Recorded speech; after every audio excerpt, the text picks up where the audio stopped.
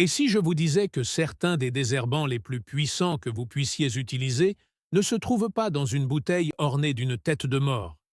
Ils ne sont pas fabriqués dans une usine chimique.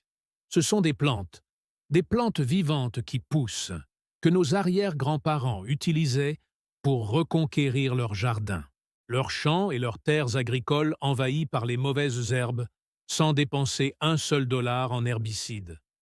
La plupart des gens l'ignorent, mais pendant que nous nous précipitons tous dans les jardineries pour acheter des désherbants coûteux qui empoisonnent nos sols et notre eau, il existe des plantes qui, depuis des milliers d'années, supprimant, étouffent et bloquent chimiquement les mauvaises herbes. Des plantes dont l'existence est étayée par de véritables preuves scientifiques. Et aujourd'hui, je vais vous en présenter 20 qui changeront à jamais votre façon d'envisager la lutte contre les mauvaises herbes. Restez dans les parages, car le numéro 8 de cette liste renferme l'un des herbicides naturels les plus puissants jamais découverts. Les agriculteurs l'utilisaient notamment pour stériliser les champs envahis par les mauvaises herbes. Et le sérane numéro 20 se propage si agressivement que les jardiniers d'antan le plantaient spécifiquement dans des endroits où ils ne voulaient rien d'autre. N'oubliez pas de vous abonner, car nous publions chaque semaine de nouvelles vidéos qui vous permettront d'économiser de l'argent, de protéger votre sol et de prendre le contrôle de votre jardin de manière naturelle. Alors, entrons dans le vif du sujet. Voici 20 plantes oubliées qui tuent les mauvaises herbes instantanément, classées de l'impressionnant à l'absolument incroyable. Premièrement, commençons par le sarrasin. Ce n'est pas qu'un simple ingrédient pour crêpes. C'est l'une des plantes de désherbage les plus rapides jamais utilisées en agriculture.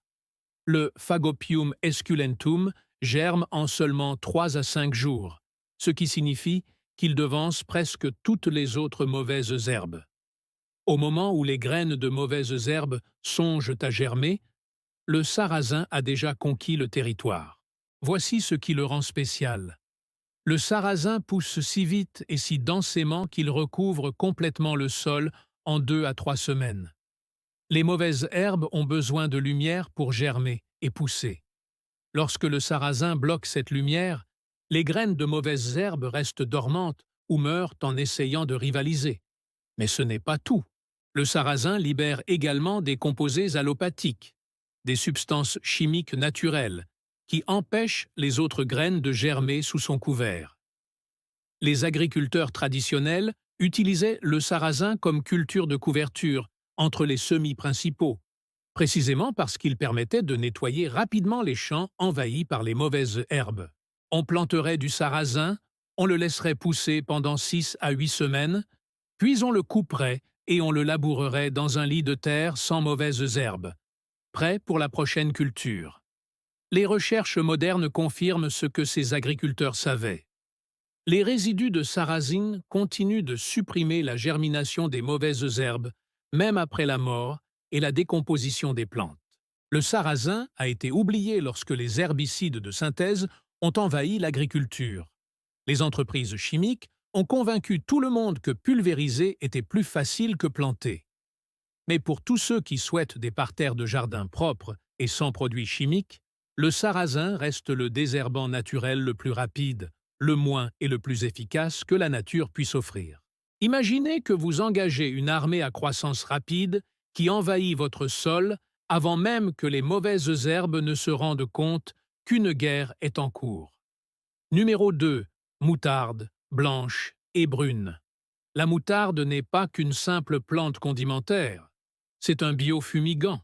La moutarde blanche, Sinapus alba, et la moutarde brune, Brassica juna, sont toutes deux utilisées pour fumiger le sol avec des produits chimiques naturels qui tuent les graines et les racines des mauvaises herbes. Elles étaient utilisées historiquement par des agriculteurs qui comprenaient la chimie des sols mieux qu'on ne le pense aujourd'hui. Voici comment ça fonctionne. Lorsque vous coupez ou enfouissez les plants de moutarde dans le sol, surtout lorsqu'ils sont jeunes et tendres, ils libèrent des composés appelés glucosinolates. Ces substances se décomposent en isothiocyanates, des composés chimiques à base de soufre qui agissent comme des fumigants naturels. Elles pénètrent dans le sol et tuent les graines de mauvaises herbes, les organismes pathogènes et même les nématodes. C'est une guerre chimique, sauf qu'elle est entièrement naturelle et se décompose sans danger en quelques semaines. La pratique traditionnelle était simple. Plantez la moutarde densément. Laissez-la pousser pendant 4 à 6 semaines jusqu'à juste avant la floraison. Coupez-le ensuite et enfouissez-le immédiatement dans les premiers centimètres de terre. Arrosez abondamment et laissez la fumigation se faire. En 2 à 3 semaines, les composés se décomposent et vous obtenez un sol propre, prêt à être planté. Des études montrent des réductions significatives de la pression des mauvaises herbes après la biofumigation à la moutarde. Parfois, jusqu'à 80% de mauvaises herbes en moins. La moutarde est tombée dans l'oubli, car la fumigation des sols est devenue un procédé de l'industrie chimique impliquant des gaz toxiques et des combinaisons de protection.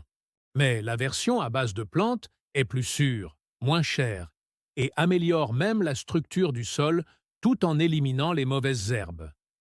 Pour les jardiniers confrontés à des problèmes persistants de mauvaises herbes, la moutarde est comme disposer d'un système de stérilisation du sol qu'ils peuvent cultiver eux-mêmes.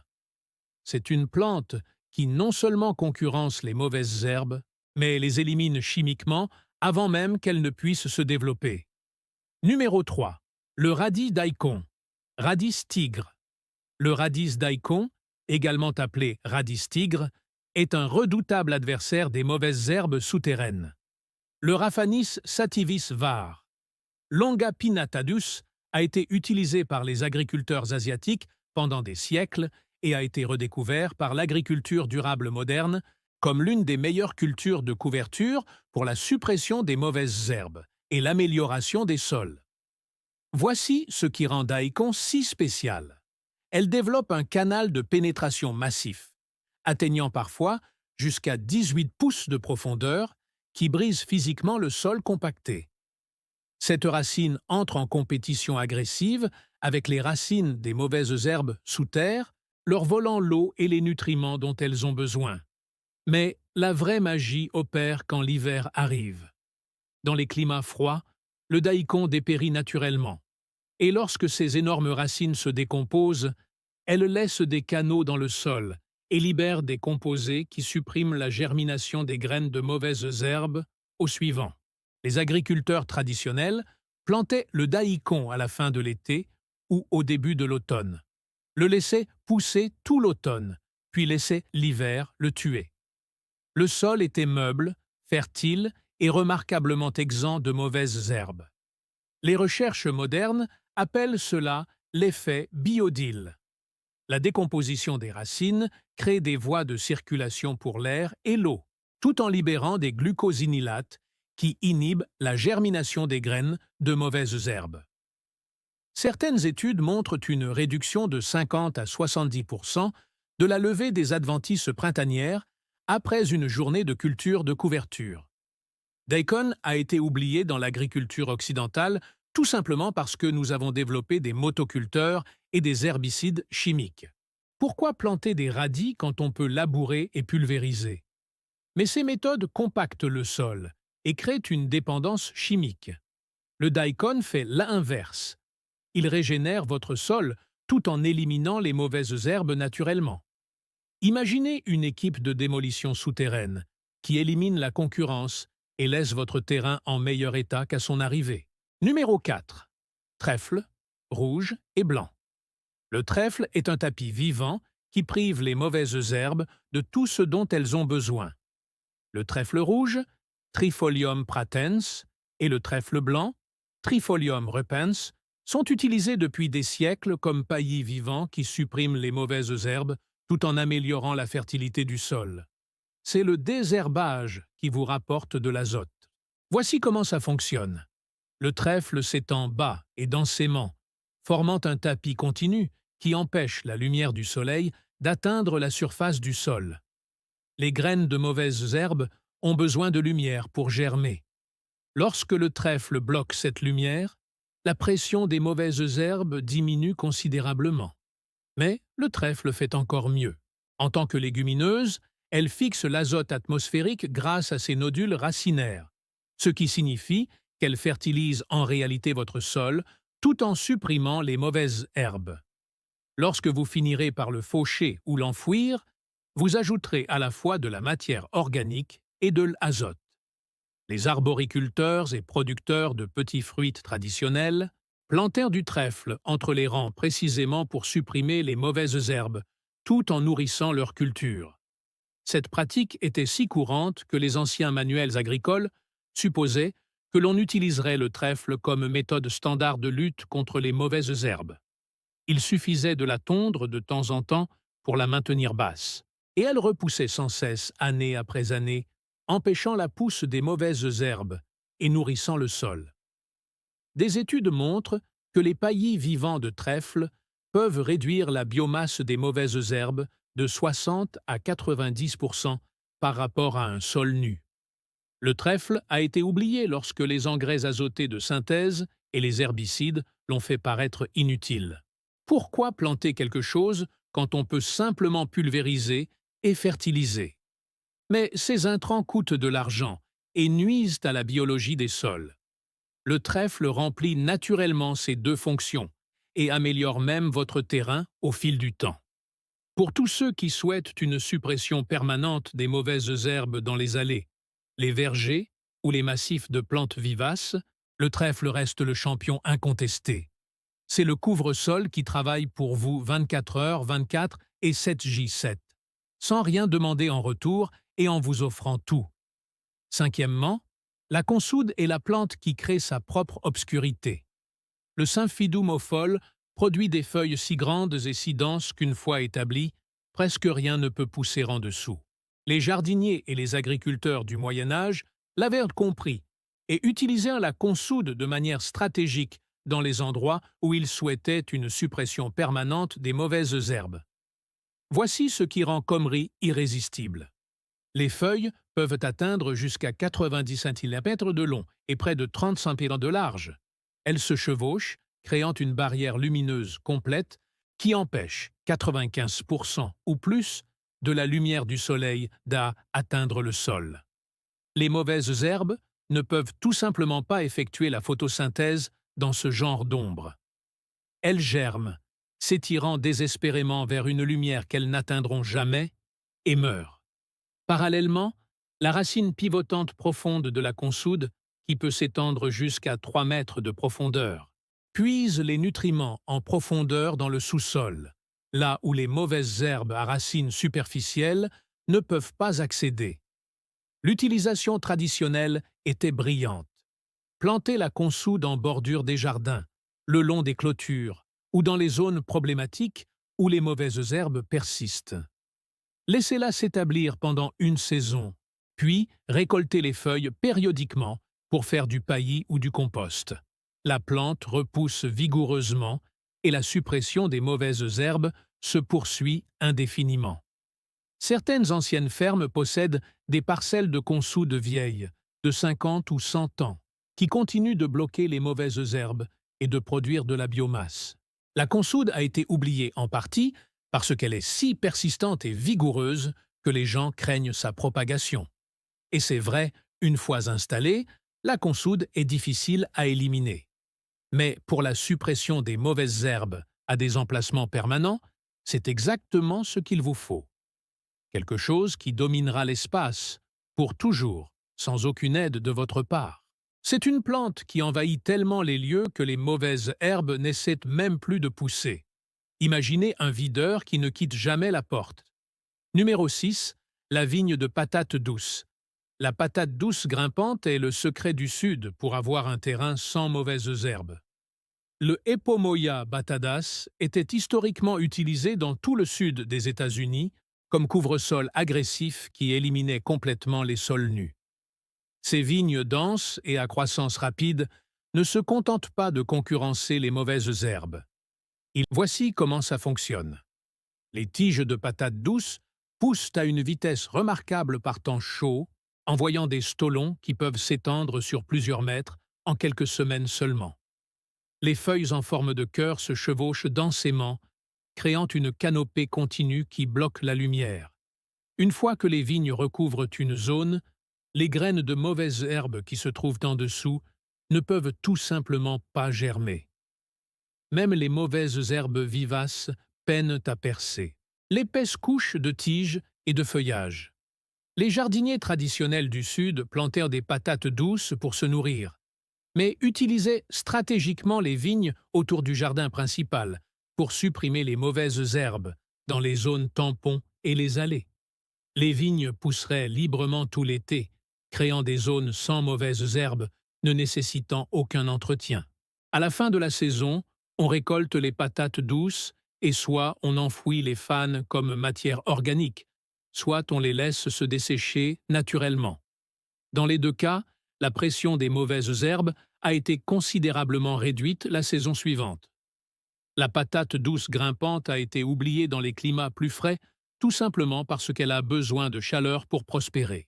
Dans les régions aux étés courts, sa propagation n'est pas suffisamment agressive, mais sous les climats chauds, elle reste l'un des désherbants les plus rapides et les plus efficaces disponibles. Pour tous ceux qui vivent en zone 7 et plus chaude et qui luttent contre les mauvaises herbes estivales, les plants de patates douces sont comme embaucher une équipe au sol, qui travaille gratuitement et vous paie en nourriture. C'est un produit de désherbage qui couvre littéralement tous les aspects. Numéro 7. Le seigle d'hiver. Le seigle d'hiver est une plante de guerre chimique qui continue d'agir même après sa mort. Les céréales SIC produisent des composés allopathiques qui empêchent activement la germination des graines de mauvaises herbes. Et cet effet dure des mois après la coupe du seigle. Les agriculteurs d'autrefois l'avaient là compris et utilisaient le seigle d'hiver précisément pour nettoyer les champs envahis par les mauvaises herbes. Voici ce qui rend le seigle si puissant. En poussant, les racines du seigle libèrent dans le sol des substances chimiques qui inhibent la germination d'autres plantes. Lorsque vous fauchez le seigle et le laissez en surface comme paillis, ou lorsque vous l'enfouissez dans le sol, ces composés sont libérés en concentration encore plus élevée. Des recherches ont permis d'identifier des substances chimiques spécifiques dans les résidus de seigle qui suppriment la germination des graines de mauvaises herbes pendant 30 à 60 jours, voire plus. Il s'agit d'un herbicide naturel qui continue d'agir longtemps après la disparition de la plante. La pratique traditionnelle consistait à semer le seigle d'hiver à la fin de l'automne, à le laisser pousser tout l'hiver et le début du, puis à le faucher juste avant qu'il ne monte en graines. On peut soit l'incorporer au sol, soit la laisser en paillis épais en surface. Dans les deux cas, les mauvaises herbes de et d'été seraient considérablement réduites. Des études montrent que les cultures de couverture de seigle peuvent réduire la levée des mauvaises herbes de 70 à 90%. Et ces effets se prolongent jusqu'au milieu de l'été. Particulièrement efficaces contre les mauvaises herbes de petite taille, comme le chénopode blanc, le panique pied de coq et la sétère. Le seigle d'hiver a été oublié avec la généralisation de l'agriculture sans labour et des herbicides de synthèse. Mais ces méthodes favorisent l'apparition de mauvaises herbes résistantes aux herbicides et le compactage des sols. Le seigle fait l'inverse. Il améliore la structure du sol, y ajoute de la matière organique et supprime naturellement les mauvaises herbes sans qu'aucune résistance ne se développe. Pour tous ceux qui souhaitent repartir de zéro, le seigle d'hiver reste la référence absolue. C'est la plante qui continue de lutter contre les mauvaises herbes, même depuis l'au-delà. Numéro 8. Le sorgho du Soudan. Nous abordons maintenant les plus puissants. Le sorgho du Soudan est la plante qui libère l'un des herbicides naturels les plus puissants connus de la science. Cet hybride de Sorgho biolore X Sorgho sudinense produit à partir de ses racines un composé appelé sorgolone. La sorolone est si efficace pour supprimer les autres plantes que les agriculteurs utilisaient autrefois le sorgho du Sud, spécifiquement pour stériliser les champs envahis par des mauvaises herbes persistantes. Voici l'explication scientifique. La sorgolone perturbe la photosynthèse et la respiration cellulaire chez les plantes concurrentes à des concentrations extrêmement faibles. Elles s'infiltrent des racines dans le sol environnant, créant une barrière chimique qui empêche les graines de mauvaises herbes de germer et tue les jeunes pousses qui tentent de pousser à proximité. Des études ont mesuré des concentrations de sorion suffisamment élevées pour supprimer les mauvaises herbes sur plusieurs pieds autour de chaque plant de sorgho du Soudan. L'utilisation agricole traditionnelle était simple mais stratégique. Planter densément du sorgho du Soudan dans les champs problématiques. Laissez-le pousser pendant 60 à 90 jours, en pleine chaleur estivale. Ensuite, coupez-la et soit retirez-la, soit incorporez-la au sol. La combinaison de la compétition physique, de la suppression allopathique et de l'effet résiduel après la coupe a permis d'obtenir des champs nettement plus propres. La saison suivante, les agriculteurs ont signalé des réductions de 80 à 95% de certaines des pires mauvaises herbes agricoles. Le sorgho du Sud a été oublié avec la généralisation et la baisse du coût de l'utilisation des herbicides. Pourquoi planter une culture de couverture quand on peut simplement pulvériser? Mais les mauvaises herbes résistantes aux herbicides ont changé la donne. Aujourd'hui, les chercheurs redécouvrent ce que savaient les anciens fermiers. Sorolone agit contre les mauvaises herbes résistantes aux herbicides de synthèse. Pour tous ceux qui ont à lutter contre l'amarante, le liseron ou d'autres mauvaises herbes tenaces.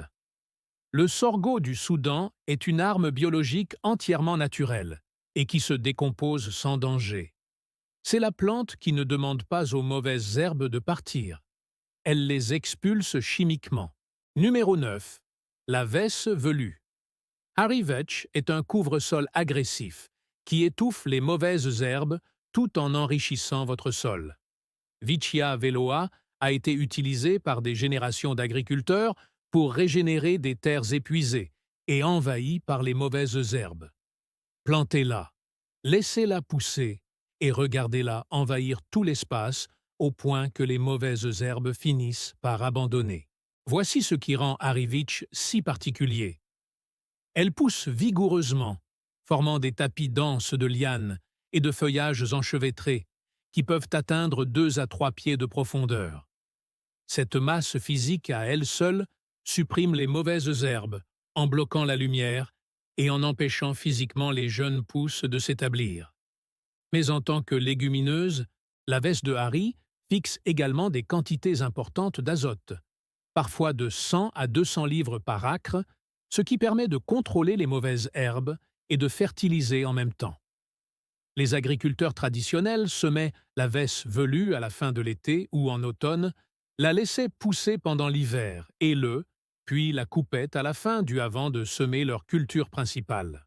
L'épaisse couche de résidus de vesse agirait comme un paillis, continuant à supprimer les mauvaises herbes tout au long de la saison de croissance, tout en libérant lentement de l'azote.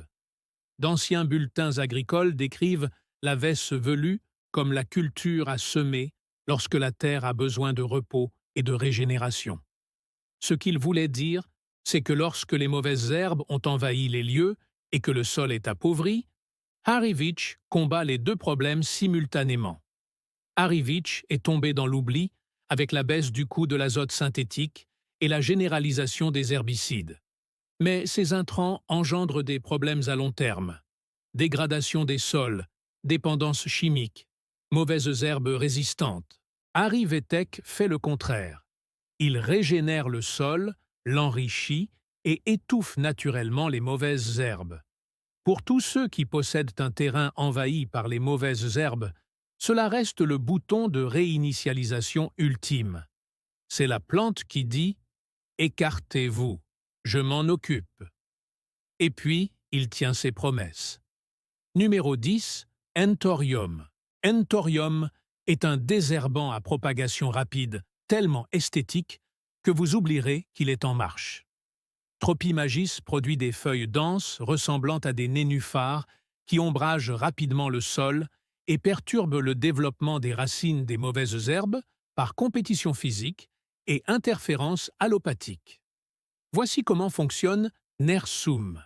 Ces grandes feuilles rondes poussent sur des tiges rampantes qui s'étendent sur la surface du sol. créant des strates d'ombre qui se chevauchent.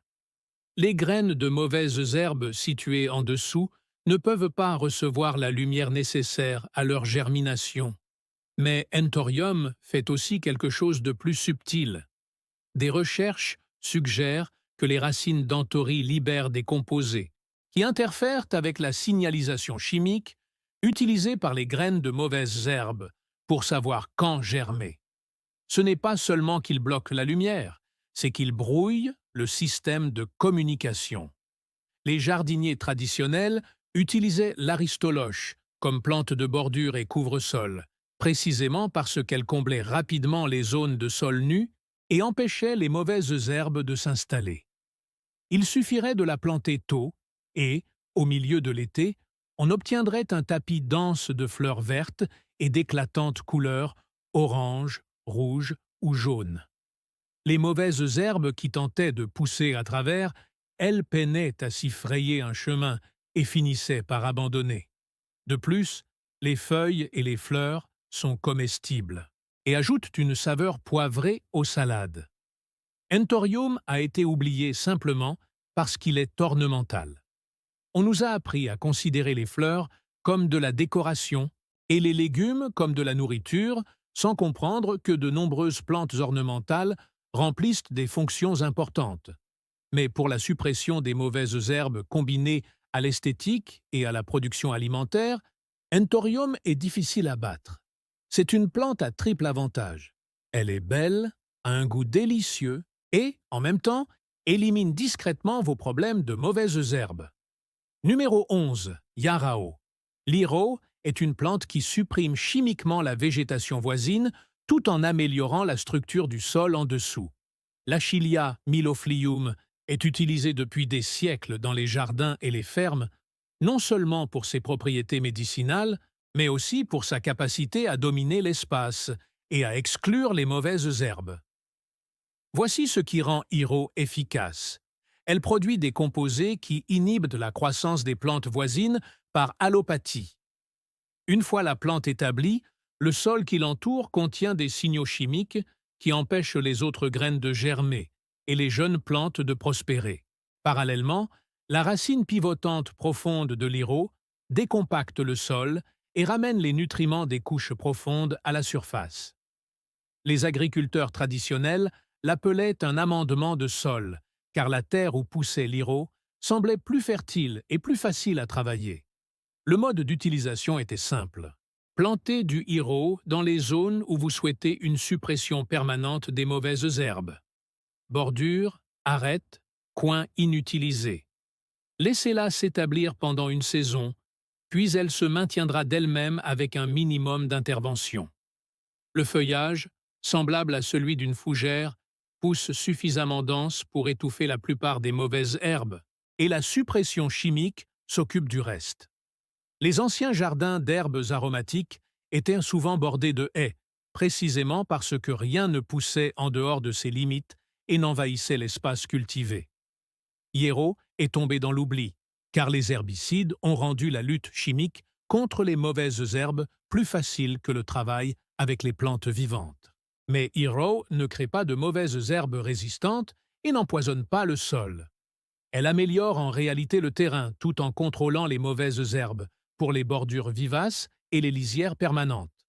Cela reste l'une des options les plus efficaces et nécessitant peu d'entretien. C'est une plante qui ne se contente pas d'empêcher les mauvaises herbes de pousser. Cela améliore la qualité du sol par la même occasion.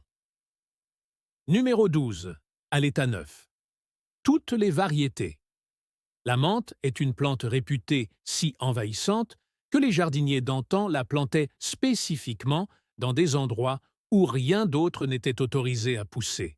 Toutes les variétés de mentha, menthe poivrée, menthe verte, menthe pomme, se propagent si vigoureusement à travers les rhyomes souterrains qu'elles dominent physiquement chaque centimètre carré de sol qu'elles peuvent atteindre. Voici comment la menthe supprime les mauvaises herbes. Ces stolons souterrains se propagent dans toutes les directions, faisant jaillir de nouvelles pousses tous les quelques centimètres. Il en résulte un tapis dense de racines et de tiges, qui occupent tout l'espace disponible dans le sol. Les graines de mauvaises herbes, qui tentent de germer, se retrouvent en concurrence avec un réseau souterrain bien établi qui a déjà accaparé toute l'eau, les nutriments et l'espace. La plupart des mauvaises herbes ne peuvent tout simplement pas rivaliser avec un tel niveau de domination racinaire. De plus, le feuillage de la menthe pousse suffisamment dense pour ombrager complètement la surface du sol.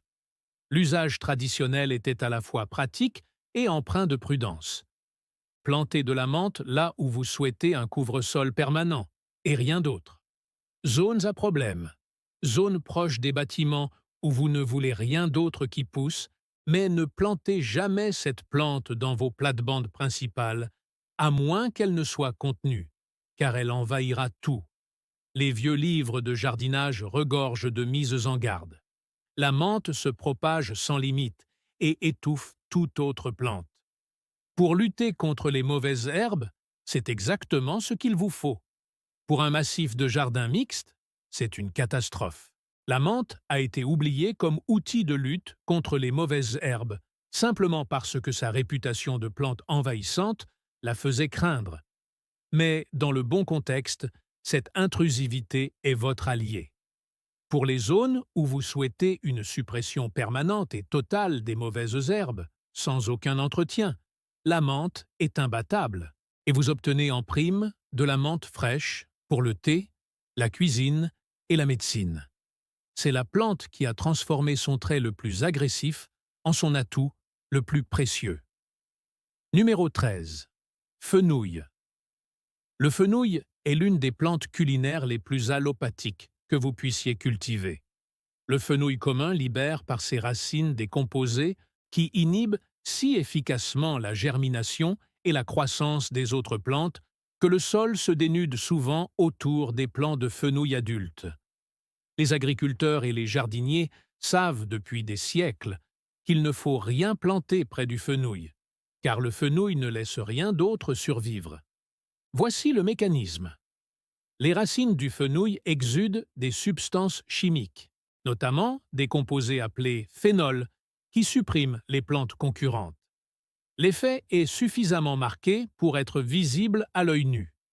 Passez devant un plant de fenouil bien établi dans un jardin ou un champ et vous remarquerez une zone dégagée autour de lui où les mauvaises herbes ne poussent pas.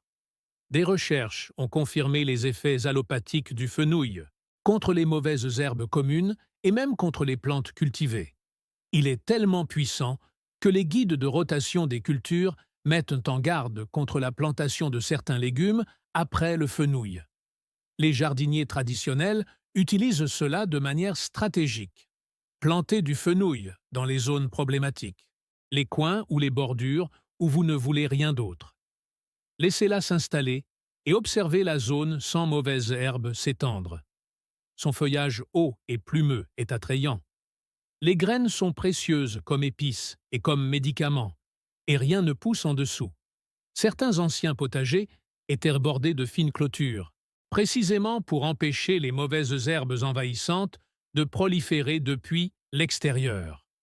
Le fenouil a été oublié comme outil de lutte contre les mauvaises herbes, en partie parce que son action allopathique est presque trop forte. Cela peut nuire aux cultures voisines si vous n'y prenez pas garde. Mais pour une suppression permanente des mauvaises herbes dans les zones non cultivées, c'est exactement cette efficacité qu'il vous faut. Pour tous ceux qui luttent contre les mauvaises herbes tenaces dans les allées, les bordures ou les zones ornementales, le fenouil est comme planter une zone d'exclusion chimique qui vous nourrit pendant que vous travaillez. C'est la plante qui s'assure absolument que rien d'autre ne puisse partager son espace. Maintenant, si vous commencez à réaliser à quel point les connaissances sur la lutte naturelle contre les mauvaises herbes ont été perdues et que vous êtes enthousiaste à l'idée de reprendre possession de votre jardin sans produits chimiques, cliquez sur le bouton « J'aime » dès maintenant. Cela permet à cette vidéo d'atteindre d'autres jardiniers qui en ont assez de dépenser de l'argent en herbicides, qui empoisonnent leur sol et leur eau.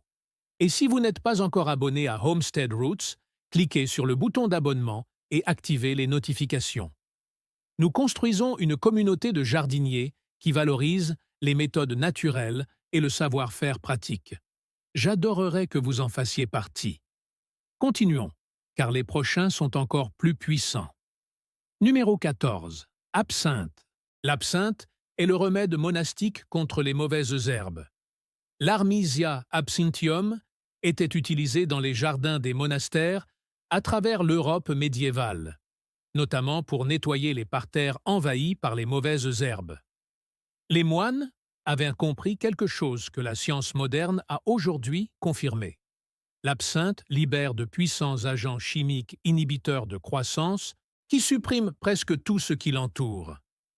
Voici ce qui rend l'absinthe si efficace. La plante produit des composés appelés absinthines et autres lacones de siskitoène qui ont de puissants effets allopathiques. Ces substances chimiques s'infiltrent des feuilles et des racines dans le sol où elles inhibent la germination des graines et freinent la croissance des autres plantes. L'effet est si puissant que les anciens manuels de jardinage mettaient en garde contre la plantation d'absinthe près des légumes ou des herbes que l'on souhaitait conserver, car cela freinerait également leur croissance. La pratique monastique traditionnelle consistait à planter de l'absinthe dans les plates-bandes devenues impossibles à désherber. Laissez-la s'implanter pendant une saison ou deux, puis retirez-la une fois que la pression des mauvaises herbes aura été maîtrisée. L'absinthe dominerait l'espace si complètement que même les mauvaises herbes les plus tenaces finiraient par dépérir. Après avoir enlevé l'absinthe, les plates-bandes seraient suffisamment propres pour être replantées avec les cultures souhaitées. Certains monastères entretenaient des bordures permanentes d'absinthe autour de leur jardin comme barrière défensive contre les mauvaises herbes envahissantes.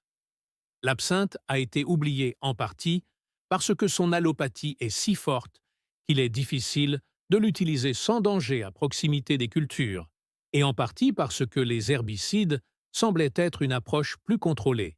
Mais pour les problèmes d'infestation sévère de mauvaises herbes, dans les zones où vous êtes prêt à sacrifier une saison à la restauration, l'absinthe reste remarquablement efficace. C'est la méthode de la terre brûlée pour lutter contre les mauvaises herbes, sauf qu'au lieu du feu ou de produits chimiques, on utilise une plante qui élimine les mauvaises herbes depuis le Moyen Âge. Considérez cela comme le bouton de réinitialisation lorsque tout le reste a échoué. Numéro 15. Tournesol. Les racines du tournesol émettent des composés qui bloquent activement les plantes concurrentes. Le Ailanthus annuus est reconnu depuis des siècles comme une plante qui purifie le sol environnant. Concrètement, cela signifie que les tournesols libèrent des substances chimiques allopathiques qui suppriment les mauvaises herbes et que les agriculteurs traditionnels utilisent cette propriété de manière stratégique dans la rotation des cultures. Voici l'explication scientifique. Les racines du tournesol produisent plusieurs composés qui inhibent la germination et la croissance d'autres plantes. L'effet varie selon la variété de tournesol et les conditions de culture, mais des recherches ont démontré la suppression de nombreuses espèces de mauvaises herbes, notamment les petites mauvaises herbes rampantes comme le chénopode blanc et le panique-pied de coq. Les anciennes pratiques agricoles consistaient notamment à faire tourner les tournesols dans les champs afin de réduire la pression des mauvaises herbes, avant de planter des cultures plus vulnérables. L'usage traditionnel était simple mais efficace. Plantez les tournesols densément, laissez-les pousser jusqu'à maturité, récoltez les graines, puis enfouissez les résidus dans le sol. La combinaison de la compétition physique pendant la croissance, de la suppression allopathique et des effets résiduels après l'incorporation a fait que la culture suivante a été confrontée à beaucoup moins de mauvaises herbes.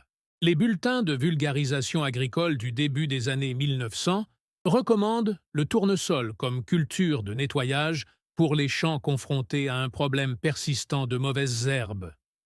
Les tournesols ont été oubliés lorsque les herbicides spécifiques et le labour mécanique ont remplacé la gestion biologique des mauvaises herbes.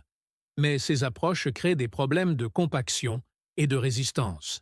Les tournesols améliorent la structure du sol tout en limitant la pousse des mauvaises herbes. Et vous obtenez en prime des graines comestibles et un habitat pour les pollinisateurs. Pour tous ceux qui souhaitent désherber naturellement une zone envahie par les mauvaises herbes tout en produisant quelque chose d'utile, les tournesols fonctionnent toujours exactement comme les agriculteurs les utilisaient il y a un siècle. C'est la culture qui purifie votre sol tout en vous nourrissant, vous et la faune sauvage. Numéro 16. La camomille est un suppresseur doux qui agit par le biais de la microbiologie du sol. La camomille allemande, Matricaria chamil, et la camomille romaine, Chamlum noal, sont toutes deux utilisées dans les jardins depuis des siècles, non seulement pour le thé, mais aussi parce que les jardiniers expérimentés avaient remarqué que les mauvaises herbes avaient du mal à pousser dans les zones où la camomille poussait en abondance. Voici ce qui rend la camomille intéressante. Bien qu'elle offre une certaine concurrence physique et un ombrage, les recherches suggèrent que son principal effet de suppression des mauvaises herbes provient de son influence sur les microbes du sol. Les racines de camomille abritent des bactéries et des champignons bénéfiques spécifiques qui peuvent supprimer les organismes pathogènes et interférer avec la germination des graines de mauvaises herbes.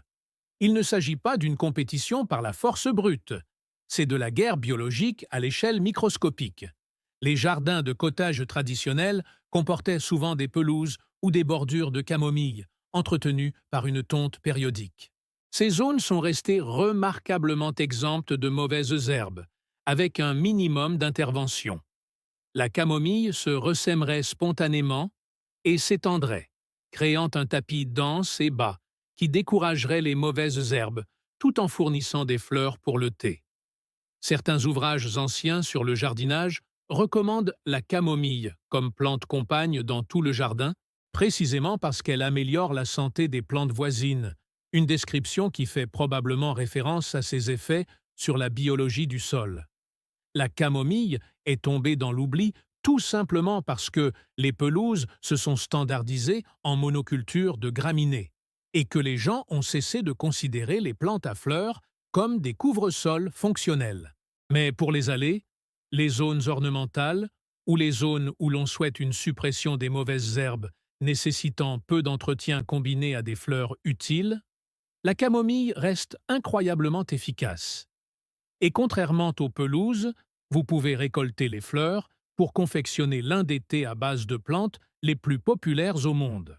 C'est le couvre-sol qui combat les mauvaises herbes sous terre, là où vous ne pouvez pas voir, tout en vous apportant des bienfaits médicinaux en surface, là où vous pouvez les observer. Numéro 17. Courges d'hiver et de été. La méthode squash est la méthode originale de lutte contre les mauvaises herbes des trois sœurs. Les courges d'hiver, Cucurbita maxima et moscata, et les courges d'été, Cucurbao, étaient utilisées par les agriculteurs amérindiens comme paillis vivants qui étouffaient instantanément les mauvaises herbes tout en produisant d'énormes quantités de nourriture. Voici comment fonctionnait le système. On planterait d'abord du maïs, ce qui créerait une structure verticale. On planterait ensuite des haricots, qui grimperaient sur le maïs et fixeraient l'azote. Et les courges seraient plantées en dernier, étalant leurs larges feuilles sur le sol entre les tiges de maïs. Ces feuilles, souvent d'un pied ou plus de diamètre, formaient une canopée continue qui empêchait toute lumière d'atteindre le sol. Les mauvaises herbes ne pouvaient tout simplement pas rivaliser. Le système des trois plantes calosseurs produisait une nourriture abondante, tout en ne nécessitant pratiquement aucun désherbage. La composante squash était cruciale. Sans cela, il faudrait désherber constamment entre les rangs de maïs. Grâce à cela, le sol est resté entièrement couvert et sans mauvaises herbes pendant toute la saison. La recherche moderne a validé ce savoir traditionnel. Des études menées sur des jardins composés de 3 espèces sœurs montrent une réduction spectaculaire de la biomasse des mauvaises herbes par rapport aux monocultures de maïs ou de haricots. La courge fait littéralement le désherbage pour vous. Cette méthode a été oubliée avec le passage de l'agriculture industrielle aux monocultures et aux herbicides. Mais pour les jardiniers amateurs qui cultivent des légumes, le système des 3 sœurs reste l'un des systèmes de lutte contre les mauvaises herbes les plus élégants, productifs et efficaces jamais mis au point. La courge travaille pour vous toute la saison. Elle empêche la pousse des mauvaises herbes, conserve l'humidité du sol et produit des aliments, le tout sans aucun apport supplémentaire. Pour tous ceux qui rêvent d'un potager sans mauvaises herbes, qui produisent plus de nourriture avec moins d'efforts, la courge reste la championne incontestée. C'est la plante qui prouve que la couverture du sol et la production alimentaire ne sont pas des objectifs contradictoires. Ils ont le même objectif. Numéro 18. L'avoine est une culture de couverture à croissance rapide qui concurrence rapidement les mauvaises herbes, puis se décompose en un paillis inhibiteur. Le vétiver, Venina sativa, germe rapidement, pousse vigoureusement et est utilisé depuis des générations comme culture débroussaillée qui prépare le sol pour des plantations plus importantes. Voici ce qui rend l'avoine efficace. Elle germe et s'implante plus rapidement que la plupart des mauvaises herbes, occupant l'espace du sol avant l'arrivée de la concurrence. Le système racinaire dense et la croissance rapide de la partie aérienne permettent de surpasser physiquement les mauvaises herbes du début. Puis, lorsque vous fauchez l'avoine ou lorsqu'elle gèle en hiver, les résidus forment un paillis épais qui continue à supprimer la germination des mauvaises herbes, par étouffement physique et par d'éventuels effets allopathiques. Les agriculteurs traditionnels semaient de l'avoine au début sur les terres qu'ils souhaitaient utiliser plus tard dans la saison ou en automne comme culture de couverture hivernale. L'avoine pousserait rapidement, étouffant les mauvaises herbes printanières ou survivant à l'hiver pour supprimer la germination des mauvaises herbes automnales. Lorsqu'elles étaient coupées ou tuées, elles laissaient derrière elles un tapis végétal, empêchant la pousse des mauvaises herbes et enrichissaient considérablement le sol en matière organique. Les guides agricoles du début du XXe siècle recommandent systématiquement l'avoine comme culture de prédilection pour désherber rapidement les terrains envahis par les mauvaises herbes. L'avoine a été oubliée avec la généralisation de l'agriculture sans labour et du désherbage chimique. Mais ces méthodes n'apportent pas de matière organique, ni n'améliorent la structure du sol comme le fait une culture de couverture. L'avoine remplit ces deux fonctions tout en supprimant naturellement les mauvaises herbes. Pour quiconque souhaite désherber rapidement une zone tout en améliorant le sol, l'avoine reste l'une des options les plus rapides et les plus fiables. Plantez-les et laissez-les travailler pendant 6 à 8 semaines. Coupez-les et vous aurez un terrain propre, prêt à être planté. C'est la culture qui devance les mauvaises herbes sur la ligne de départ et qui gagne à tous les coups. Numéro 19. Le thym est le tapis aromatique qui empêche les jeunes pousses de mauvaises herbes de s'établir. Plusieurs espèces de thym étaient utilisées dans les jardins d'herbes aromatiques et les allées traditionnelles, précisément parce qu'une fois établies, elles forment un couvert végétal ligneux si dense que presque rien ne peut le pénétrer pour s'enraciner en dessous. Voici comment fonctionne le thym. Ces plantes poussent basses et étalées, avec des tiges ligneuses qui se ramifient abondamment près de la surface du sol. Cela crée une barrière physique difficile à franchir pour les jeunes pousses de mauvaises herbes. Le feuillage dense ombrage le sol et les composés aromatiques du thym peuvent avoir de légers effets allopathiques qui découragent la germination des graines voisines. Une fois implantée, la couverture végétale est quasiment permanente et ne demande que très peu d'entretien. L'utilisation traditionnelle était simple. Planter du thym entre les dalles de jardin, le long des allées ou dans les bordures du jardin d'herbes aromatiques. Laissez-la s'établir pendant une saison, puis récoltez-la périodiquement pour la cuisine. Elle se propagerait lentement mais sûrement, comblant les espaces vides et empêchant les mauvaises herbes de s'implanter. Certains vieux domaines possèdent des chemins temporels qui datent de plusieurs décennies, toujours sans mauvaises herbes, toujours parfumés lorsqu'on marche dessus. Le temps a été oublié tout simplement parce que l'entretien des bordures d'herbes aromatiques basses demande plus d'efforts initiaux que la simple pulvérisation d'herbicides sur les allées. Mais une fois mise en place, la méthode temporelle demande en réalité beaucoup moins d'entretien que n'importe quelle approche chimique. Et en prime, vous obtenez des herbes aromatiques pour les allées, les rocailles ou tout autre endroit où vous souhaitez un couvre-sol permanent, aromatique et sans mauvaises herbes. Le temps continue de s'écouler exactement comme il le fait depuis des siècles. C'est un couvre-sol qui sent le potager et qui agit comme une barrière vivante. Numéro 20, la mélisse. Et nous voici au numéro 20. La plante que j'ai gardée pour la fin, car elle représente tout ce dont nous avons parlé. La mélisse, Mélissa opholis, se propage si rapidement et domine l'espace si complètement que les jardiniers d'antan la plantaient spécifiquement dans des endroits où ils ne voulaient rien voir d'autre pousser. Voici pourquoi la mélisse est la plante anti-mauvaise herbe, par excellence. Elle se propage à la fois par des stolons souterrains et par auto-ensemencement agressif. Une fois implantée, elle forme des colonies denses qui occupent physiquement chaque pouce de sol disponible. Sous terre, les racines dominent, se livrant une intense compétition pour l'eau et les nutriments. Le feuillage pousse suffisamment épais et haut pour faire de l'ombre à presque tout le reste.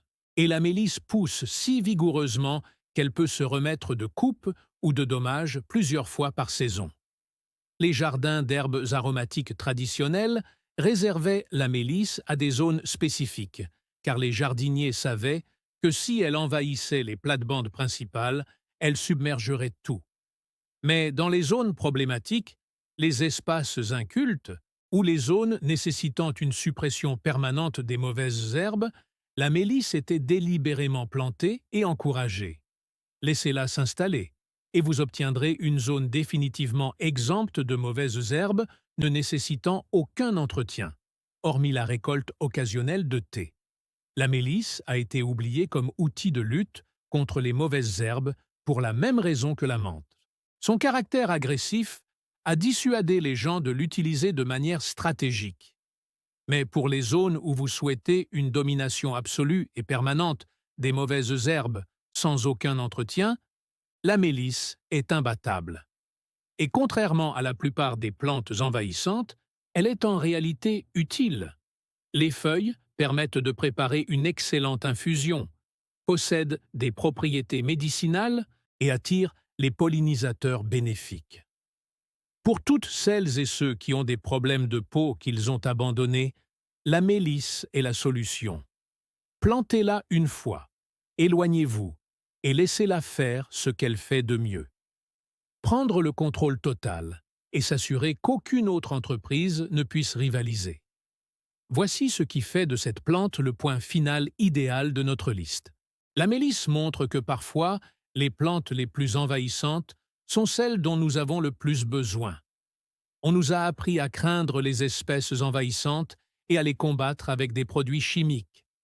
Mais lorsqu'on comprend l'écologie végétale, on réalise que les plantes à propagation agressive sont exactement ce qu'il faut pour concurrencer les mauvaises herbes. Vous ne créez pas de problème. Vous résolvez un problème en déployant un allié plus agressif que l'ennemi.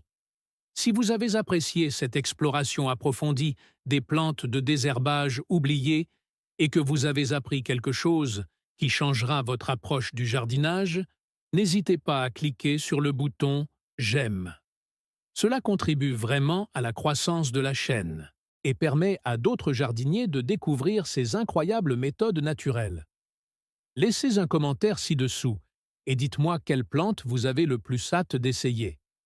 Êtes-vous plutôt pour les cultures de couverture à croissance rapide, pour les couvertures de sol permanentes ou pour les suppresseurs allopathiques? Je lis tous les commentaires et j'adore avoir de vos nouvelles.